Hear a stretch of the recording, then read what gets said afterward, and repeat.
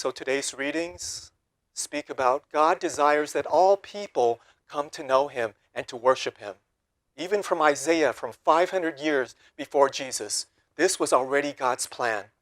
But he first chose the Israelites, the Jewish people, to be their God and for them to be his people. He wanted to go through them first, just like Jesus said in the gospel. When the lady from the Gentile, from the Canaanite asked him, he refused her. He said, I was sent to the house of Israel. And so he is. But it was always God's plan to extend that to everyone. And St. Paul speaks about this in the second reading.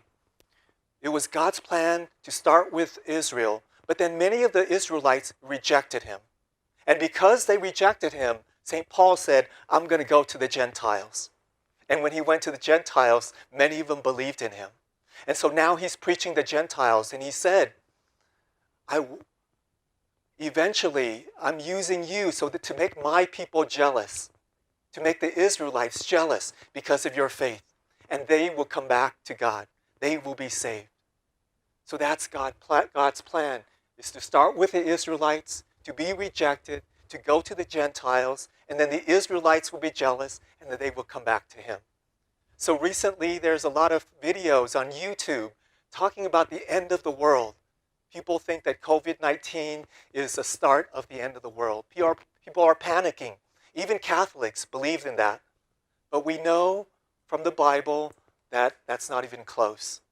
Because towards the end of the world, many people will come to believe and to recognize in Jesus, including the Jews. And that hasn't happened yet.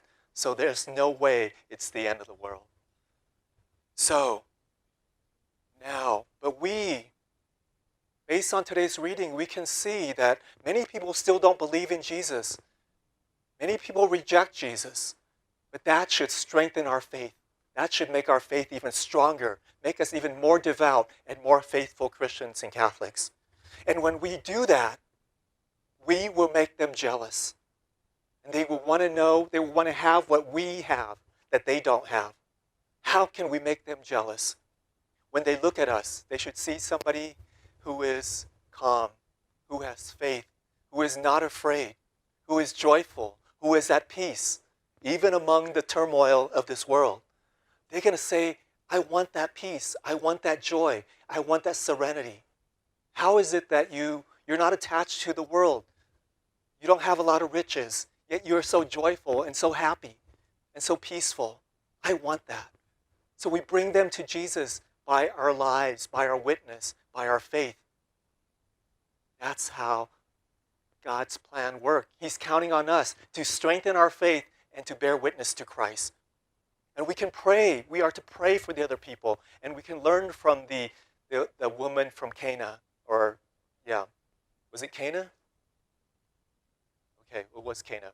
Okay, so the way she prayed was very pleasing to Jesus.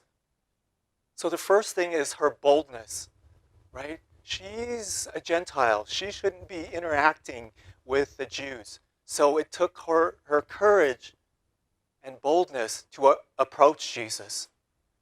And even the disciples told Jesus, tell her to go away, get rid of her. But she didn't go away.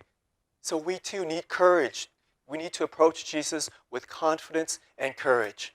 Oftentimes we don't get what we pray for, not because we ask for too much, but because we ask for too little. We don't have enough faith. We don't have enough courage. We don't ask for enough. So we need to approach Jesus with boldness and courage.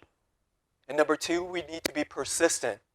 Many times Jesus turned her away, said, I came for the Israelites. And then he said, it's not right to take the food from the children and throw it to the dogs. The children referring to the Israelites and the dogs to the Gentiles. But she didn't take offense to that. She didn't back away. She persisted. And then she was very humble. She said, yes, but even the dogs get the scraps from their master's table. And with that, Jesus was very pleased and said, woman, because of your faith, anything you want is given to you. So that's how we are to pray, with boldness, with perseverance, and with humility. And we will get what we want, and the world will come to know Jesus. So we give thanks to God and today's readings for revealing his plan to us. And we are part of his plan to make others who don't believe in him jealous, so that they too may come to know and to worship Jesus and to love him and to adore him.